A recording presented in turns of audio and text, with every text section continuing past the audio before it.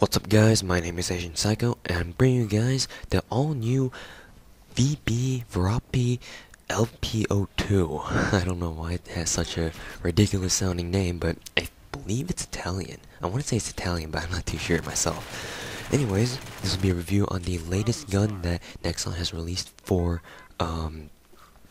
the preview sale, and yeah, this is it, the Berapi LP02. Once again, I just can't get over the fact that it has such a weird name. But anyways, I've got a lot to say about this gun, and unfortunately, not much of it is that great. But then we'll get right to its stats, and then we'll talk about more about how I feel about the gun after I talk about the rest of what I need to talk about. So let's get right into it. Statistically, though, I will say that the Berapi, I'll just call this gun the Berapi because I don't feel like saying Berapi LP02 every single time, just like the for my SAF. And yeah, but statistically speaking, the Berapi, or the Berapi, because I think it's Italian, Berapi, is statistically one of the most overpowered submachine guns. Probably one of the most overpowered guns in combat arms, and you'll see why once I get into the stats.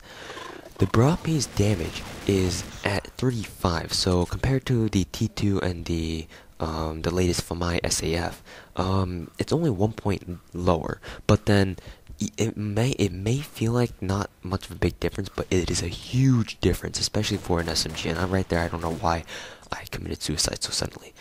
And yeah, that 1 point difference does make a huge difference, so at least it feels that way to me. So the damage is pretty high for a submachine, or it's about right for a submachine gun, but then it feels like you need a lot of bullets to kill someone at times.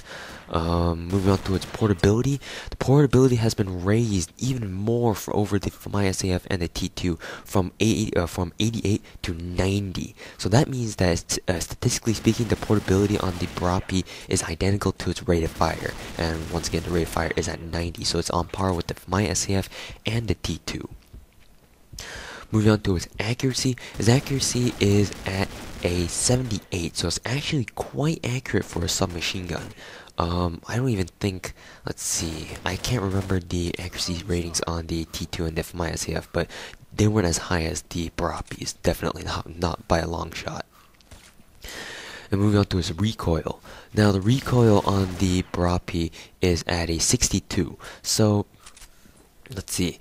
It should, yeah, it's definitely lower than the for my SAFs or the T2s. Damn mines. And even though it is lower, I feel like I don't agree with Nexon in this respect either, because it feels like, yeah, sure, the recoil on the T2 is or not the T2, sorry, the for my SAF is a lot greater than both the T2 and the Berapi. I feel like the Berapi is in between the T2 and the for my SAF. The for my SAF having the largest recoil and the T2 having the lowest recoil. Something about the Berapi, I believe it's a sideways recoil spraying, that spray kind of pattern that is to blame for this. At middle range, it's really hard to take down people unless they're already damaged, so yeah, I have a hard time dealing with those kinds of situations, but we'll get into that after we talk about the rest of its stats, or the rest of its aspects rather. Moving on to its recoil spread. Oh well, what do you know? The recoil spread on the Berapi is, I want to say, identical to or very similar to the my SAFs. Here's the catch though. The pattern on the Berapi is very weird. For the first 3 shots, it goes slightly up, and then for the rest of the bullets, it immediately swerves hard right, and then hard left, and then hard right, and then hard left. I mean, this is typical of most submachine guns, but the Berapi especially, you can really feel it, and there will be times where you will not get some of those kills you wanted to get, or you felt like you needed to get, because of this weird recoil pattern. So once again, I'm warning you guys to kind of watch out for the recoil spread on this thing, because it can be confusing at times. Moving on to its Recoil Kickback. Kickback in itself is not that high, it's just that weird side-to-side, insane side-to-side recoil that, well, it's not really insane, but then it is big enough to hinder your middle range capabilities. Moving on to its Recoil Controlability. Recoil Controlability, just like the AzN3AlK0, is pretty difficult. With its high rate of fire at 90 and a weird or like a side-to-side, very hot or heavy side-to-side recoil, it's going to be really hard to control your shots with the Berapi.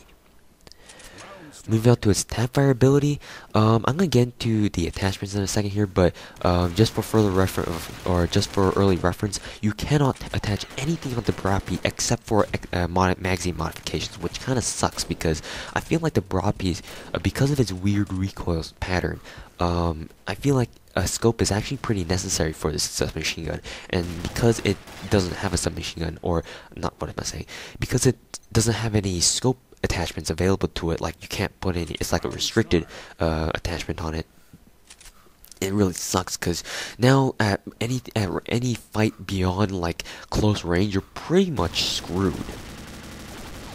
Moving on to its center speed. The center speed is moderate for a submachine gun, but do keep in mind that when you kind of jump, you know how when you jump, all your weapons, or every weapon in combat arms, when you jump, kind of goes up to its max spread. The Berapi, surprisingly, when you jump with the Berapi, it increases relatively slowly. So I suggest you guys really bunny hop with this weapon because jumping around will not really increase your or it won't increase your spread as much as other guns would. So if you guys know what I mean. Moving on to its reload speed. Its reload speed is freaking fast. It might be even faster than that for my SAFs, to be honest. And in this gameplay, you see me reloading this gun with an extended mag, so that tells you how fast it can be, just going without any magazine modifications, or even with a fast loader mag, which is, in my opinion, just overkill because you really don't need it. I mean, I have an extended mag 1 on this thing, and it reloads as fast as the AzN3AlK0. Moving on to its fire modes, it is only available in full auto, just like most submachine guns. Moving on to its luck. Surprisingly, I feel like I don't really get much luck with the the Berapi. Even though it is a submachine gun, and even though it is a bullet hose, I don't know. I just don't feel that I get lucky enough with this submachine gun. So for now, I'm gonna say it has a pretty low luck chance. Moving on to its ammo capacity, it has a standard 30-round magazine, or 30-round magazine, and 90 in reserve. Right now in both gameplays, since this video is made up of two different gameplays, I have an extend mag 1 on it. So yeah. Moving on to its key physical characteristics. Now, where do I start? This Berapi looks quite something. As one of my clanmates put it, it looks like something that Nexon took out of Warhammer 20k. And yeah, it looks really weird. It kind of looks like some sort of futuristic weapon that could come out of Halo or something, like a plasma pistol or something. In fact, that is what it kind of looks like, to be honest. But then yeah, it's really weird, and I just don't really know how to describe it. I'm kind of like a gun expert / gun anal junkie, but then I've never seen anything like this. It does have a foregrip though, I just don't know how useful it is. So, yeah, you guys can decide for yourself. Moving on to its muzzle noise. The muzzle noise is actually, if I remember correctly, it's actually pretty low, but then because it has such a fast rate of fire, it's actually pretty loud. So low frequency but high, like people will know you're coming. Let's see, moving on to its attachment options. Once again, I've already mentioned that you can only attach magazine modifications to your Berapi, so that means no suppressors and no scopes or any kind of sight on it. So it kind of sucks, but then I mean it's a submachine gun, so at least it's not like the AzN3AlK0, where the AzN3AlK0 you cannot attach any magazine modifications to it, which really makes no sense at all. Moving on to whether or not it's fireteam worthy. No, it's not fireteam worthy at all. Recommend you don't really use submachine guns in the first place unless you really want to, and especially with the Berapi, you're probably gonna waste through your ammo without killing more than 10 zombies. Moving on to quarantine worthy now. This is completely a different story. It is very quarantine worthy. It has one of the fastest portabilities of any items in combat arms at 90, and it has a rate of fire of 90 as well. So, geez, that's for a submachine gun. You really can't get any better than that. Moving on to my frank personal opinions. Now, this is where I'm going to be talking about the majority of the video, hopefully, if I don't run out of things to say, that is. The Berapi is a really strange gun. At first, when I first looked at its stats, I believe earlier this afternoon, I had checked on its stats on the Combat Arms website, and it said that it had a recoil of 35. I was like, what the fuck? Like, this is the most overpowered submachine gun if it seriously has only 35 recoil. But then now that I look at it again to record this commentary, I see that Nextron fixed it to say that a recoil has a 62, so it makes more sense that way. Even then though, I don't agree with Nextron because it feels like it has more recoil than the 2.2 at least. Actually, well, that doesn't make sense either because the Fly SCF's recoil stat would be wrong too. But then, yeah, at 62, I don't think it's very accurate. Yeah, but I know I keep repeating this again and again, but I just want to emphasize that the Berapi is as strange as it looks. And don't get me wrong, it's a good submachine gun, and it could probably rape really hard at close quarters combat, provided that you keep your engagements in only close quarters combat. But in a map like this, on Wave Rider, where there are lots of middle range combat situations, it's not very ideal. In fact, I won't even recommend you bring it along at all unless you plan to do some heavy duty rushing like I do, and even then I don't even manage to pull off a good enough gameplay. This is just showing you guys the disadvantages and advantages of the Berapi and how you should really use it. Because recommended you should only use it on small maps like Cold Seed or Junk Fleet, not big open areas or big maps like Wave Rider. Although Wave Rider is kind of cluster fucky, so made that word up right on the spot. It's got these narrow corridors, close quarters situations. So I guess if you stay in the right places of the map, the Berapi will serve you very, very well. It's just that at middle range, its performance just goes down so significantly that I can't really justify kind of bringing it with me as a go-to submachine gun. I would even like prefer bringing a FMI SAF on it, because at least the FMI SAF has a 3-round burst function, which it makes it really a lot more lethal at middle range combat. So yeah, once again, it's a very strange gun. I know I kept saying that over and over again, probably a third or fourth time saying that, but middle range combat, I have to emphasize this a lot. Middle range combat is very, very difficult to attain with, or to get good with on the Berapi. Its damage drop off is so terrible, man. It took me once like 2 magazines worth just to take out someone from, let's see, I'm playing on oil rig right now, right? Where I'm going through right now, the benches in the kitchen or the lunch area, it took me two full magazines to shoot someone from across the benches on each end. So it was really painful playing with the Berapi. And sometimes it wouldn't even kill at all, even at a close range. Like I would put like 12 bullets and I can see their hit registrations, like their blood splatter out at the enemies, except they just wouldn't die, and then I would start reloading thinking that they would die, but then like a split second, like a millisecond later, I realized they're not dead yet. I was like, fuck, and then it's like, oh, I can't react fast enough, and I die. I was like, damn it, why did I have to reload? Why didn't it kill? Why didn't the Berapi kill that fast? I mean, there are people who are very enthusiastic about the Berapi, and I can understand that because it's got 90 portability, 9 rate of fire, and 35 damage, making it one of the most highest DPS submachine guns in the game. For some reason, it just doesn't do enough justice for me, or I can't figure out how to help this gun, or I can't figure out how to make this gun do enough justice. Well, I'm saying the same thing again. Damn it, I can't get the phrase right. But anyways, hopefully you guys know what I mean. Either I just really suck with this weapon, or there's something about this that it's either the gun's fault or my fault. I'm not using this gun properly enough, or the gun itself has, like I said, might have a very flawed recoil pattern where it will just take you all over the place and like take you completely away from your target. And the fact that it has such a high rate of fire doesn't really help at all as much as you think, because it takes much more bullets to kill.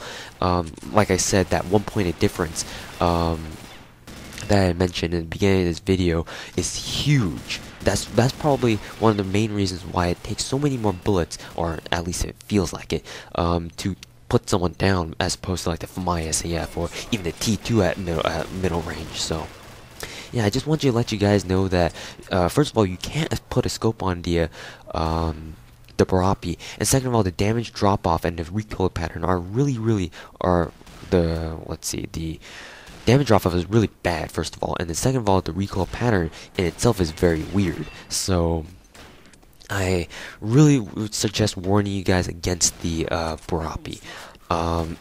It's a cool weapon, don't get me wrong, and when I first used it, I was like, cool, this is a pretty nifty weapon, and I think I might like this. But as I started playing more and more with it, I was like, I'm starting to have second thoughts with this.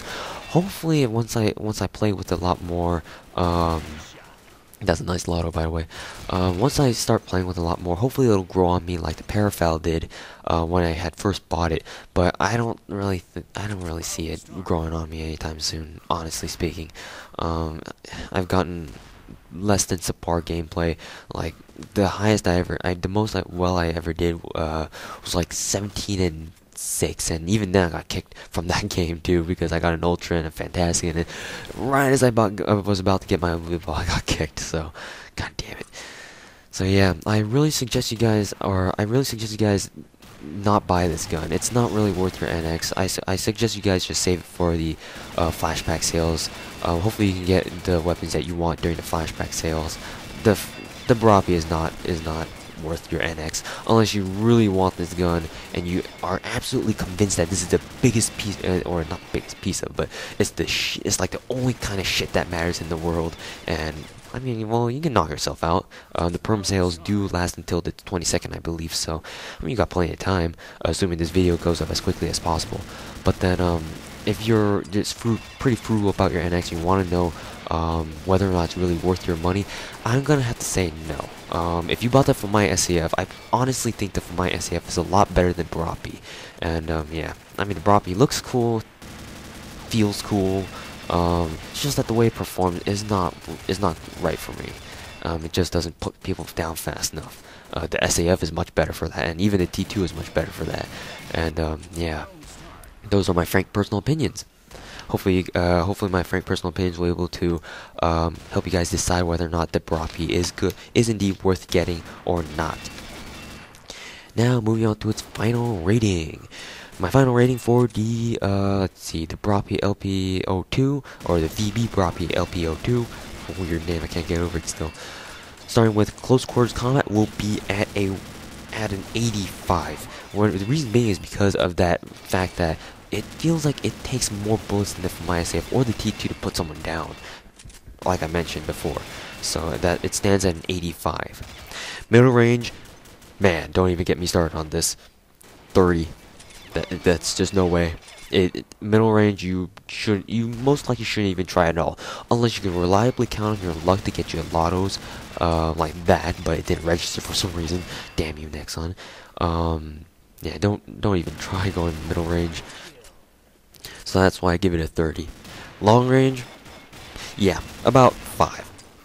That's honestly what I'm gonna give it, a 5. So yeah, don't try this at all, especially because of the fact that you cannot attach a scope to this. Yeah, GG no re.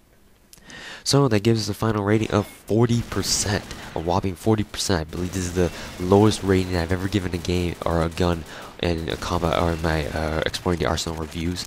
So yeah, pretty surprising that I had to give this to an NX standard preview sale weapon. So yeah, if you kind of feel sorry for my Berapi already, but I mean, that's what it is. What it is. I just want you guys to, or my mission here is to bring you guys the most accurate and most honest information that I can give you, or deduce from my own observations, obviously. So yeah, hope you guys have enjoyed, and I'll catch you all later. Hope you guys have enjoyed this Berapi or VB Berapi LP02 gun review, and hopefully this will help you guys decide whether or not the Berapi is indeed worth getting. And yeah, hope you guys have enjoyed the review, and I will see you all later. Deuces. Thanks a lot, Grizz. Anyways, guys, hope you guys enjoyed, and peace.